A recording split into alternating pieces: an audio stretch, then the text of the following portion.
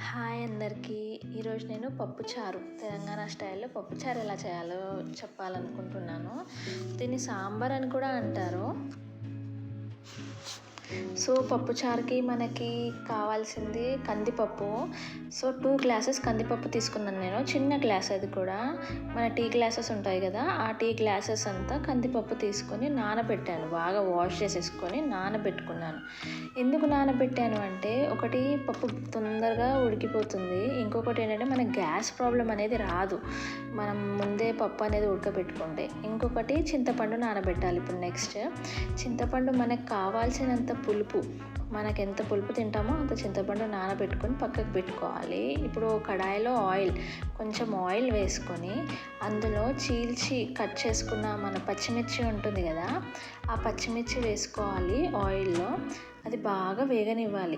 ఆ పచ్చిమిర్చి వేగినాక అప్పుడు ఆ తర్వాత మనం సోరకాయ కట్ చేసుకొని పెట్టుకుంటాం కదా సాంబార్లో, కానీ ఆ సోరకాయ అనేది ఆ పచ్చిమిర్చిలో వేసుకోవాలి.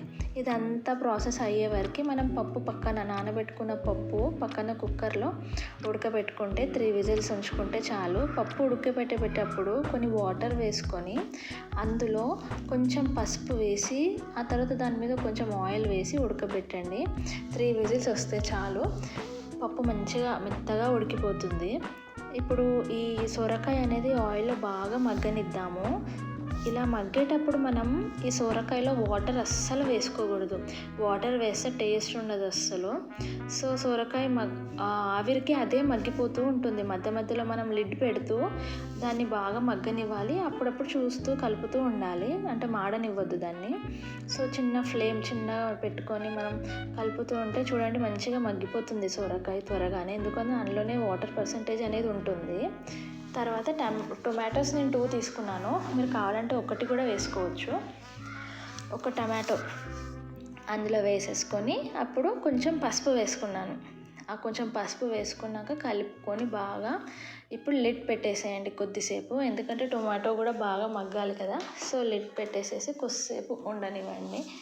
ఇప్పుడు టొమాటో కూడా మగ్గినాక మనం ఇందాక చింతపండు పెట్టుకున్నాం కదా, అందులో నుంచి వాటర్ అంటే బాగా గుజ్జు బాగా మంచిగా నీట్గా తీసేసి గుజ్జు తీసేసి వాటర్ అనేది మనకెంత పప్పుచారు ఎంత కావాలి అనుకుంటున్నామో సో అంత వాటర్ తీసుకొని అందులో వేసుకోవాలి.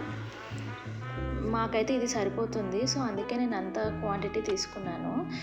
అది ఇప్పుడు ఈ మరిగే దానిలోనే ఈ చింతపండు దానిలోనే మనం ఏం చేయాలంటే సాల్ట్ ఒక 2 స్పూన్స్ సాల్ట్ వేసుకోవాలి. నెక్స్ట్ సాల్ట్ అయితే మనం కావాల్సినంత మన టేస్ట్ బట్టి వేసుకోండి. నేనైతే 2 స్పూన్స్ వేసుకున్నాను.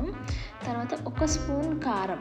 ఒకటే స్పూన్ కారం ఎందుకు అంటున్నానంటే ఆల్రెడీ మనం పచ్చిమిర్చి వేసుకున్నాం కాబట్టి నేను 1 స్పూన్ కారం అంటున్నాను. లేదు మాకు చాలా స్పైసీ ఉండాలి సాంబార్ అని మీరు అనుకుంటే కనుక కారం 2 స్పూన్స్ వేసుకోండి. ఇప్పుడు తర్వాత ఆనియన్ ఏంటంటే పచ్చి ఆనియన్ వేసుకున్నాను నేను, ఎందుకంటే పచ్చి ఆనియన్ వేసుకుంటే టేస్ట్ చాలా బాగుంటుంది. మీరు ఒకసారి ట్రై చేయండి, అలా చేసి చూడండి ఎంత బాగుంటుందో. పచ్చి ఆనియన్ అది మరిగేటప్పుడు అందులోనే ఉడికిపోతుంది ఆనియన్ కూడా మంచిగా, మనకేం పచ్చిగా ఏం కనిపించదు తినేటప్పుడు. మీరు అలా వేసి చూడండి ఒకసారి. పచ్చి ఆనియన్ నేను ఒక ఆనియన్ కట్ చేసి వేసుకున్నాను. ఆ తర్వాత కొత్తిమీర ఇంకా కరివేపాకు కూడా వేసుకోండి. కరివేపాకు ఏంటి ఆయిల్లో వేసుకోవచ్చు కదా అంటే లేదు, ఇలా వేస్తేనే దాని అరోమా అనేది బాగా మంచి ఫ్లేవర్, ఆ స్మెల్ ఎంత బాగా వస్తుందంటే మీరు ఒకసారి ట్రై చేయండి. కొంచెం కరివేపాకు కొత్తిమీర వేసేసి ఒకసారి కలపండి. ఒకసారి కలిపి ఆ తర్వాత లిడ్ పెట్టేయండి. లిడ్ పెట్టేసి ఒక 5 మినిట్స్ మీరు ఎంతసేపు మరగనిస్తే అంత బాగుంటుంది. సో ఒక 5 మినిట్స్ 6 మినిట్స్ వరకు బాగా మరగనిచ్చేయండి దాన్ని. అలా మరిగాక అందులో ఉన్న ప్రతి ఫ్లేవర్ అది అందులోకి దిగుతుంది. సో అది అయ్యాక మనం ఉడకబెట్టుకున్న పప్పు ఉంటుంది కదా, బాగా మంచిగా మెత్తగా అయిపోతుంది కదా పప్పు. ఆ పప్పు అనేది ఇప్పుడు ఇందులో వేసుకోండి. మనం ఈ మరిగే సాంబార్ ఉంది కదా ఇది, సో ఇందులో ఆ పప్పు అంతా ఇందులో వేసుకోండి. ఆ పప్పు ఇందులో వేసుకోండి. అయితే ఈ సాంబార్ అనేది ఏంటంటే మనం అది అలా మసులుతూ ఉంటుంది కదా, అప్పుడే మనకి ఈ సొరకాయ కూడా అందులోనే బాగా ఉడికిపోతుంది మంచిగా. ఇప్పుడు నేను ఆ పప్పు వేసుకుంటున్నాను అందులో. అది ఆల్రెడీ నేను చెప్పాను కదా, కుక్కర్లో ఆల్రెడీ అది ఉడకబెట్టేసాను పప్పు. సో మంచిగా మెత్తగా ఉడికింది. ఇప్పుడు అదే అందులో వేసి బాగా కలుపుతున్నాను. సో అలా కలిపేసుకోండి మంచిగా. ఇప్పుడు అలా కలిపాక ఇప్పుడు మనం అందులో చేయాల్సింది ఏం లేదు, కొంచెం సాంబార్ పౌడర్ ఉంటుంది కదా, నేను అది సాంబార్ పౌడర్ వేసుకున్నాను, సాంబార్ మసాలా. ఆ తర్వాత కొంచెం కొత్తిమీర, మళ్ళీ కొత్తిమీర ఫ్లేవర్ కోసం మళ్ళీ కొంచెం వేసుకున్నాను. ఏంటంటే సాంబార్ అయినా సరే పప్పుచారు ఇది చేసేటప్పుడు కొత్తిమీర చాలా ఎంత వేస్తే అంత టేస్ట్ ఉంటుంది. సో అందుకే నేను కొత్తిమీర ఎక్కువనే వేసుకుంటాను. కొత్తిమీర ఇంకా సాంబార్ మసాలా కూడా వేసుకున్నాను.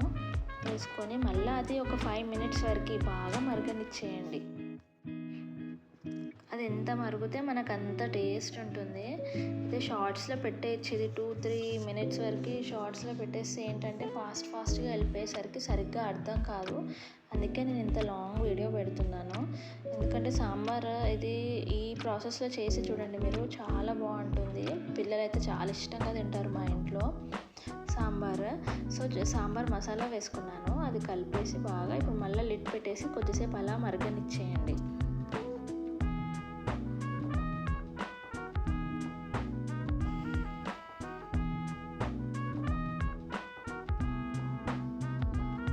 ఇప్పుడు లిడ్ తీసేసాను.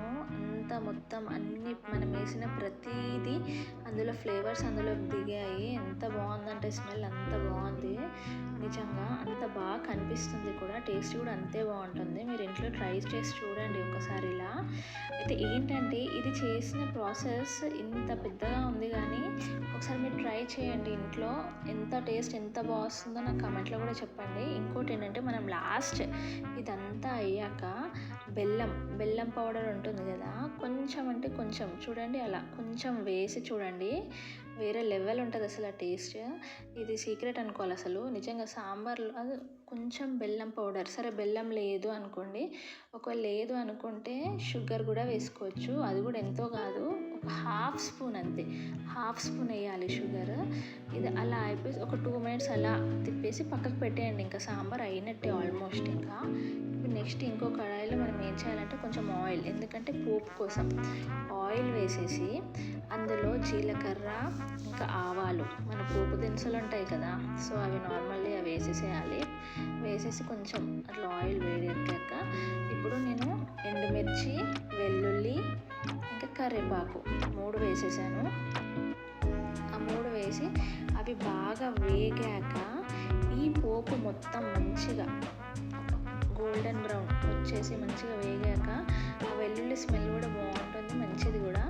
ఇదంతా వేగాక మనం ఆ సాంబార్లోకి వేసి కలిపేసుకోవడం.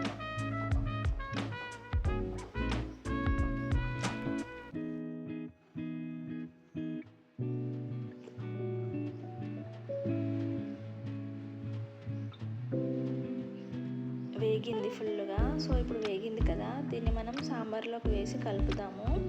వేడి సాంబార్ కదా, మంచిగా ఆ పోపు వేసి ఇంకా బాగుంటుంది అసలు. పోపు అంతా వేసేసి మంచిగా కలిపేసుకోండి ఒకసారి. నేను ఆల్రెడీ స్టవ్ ఆఫ్ చేసేసాను, సాంబార్ది ఆఫ్ చేశాకే పోపు వేస్తున్నాను.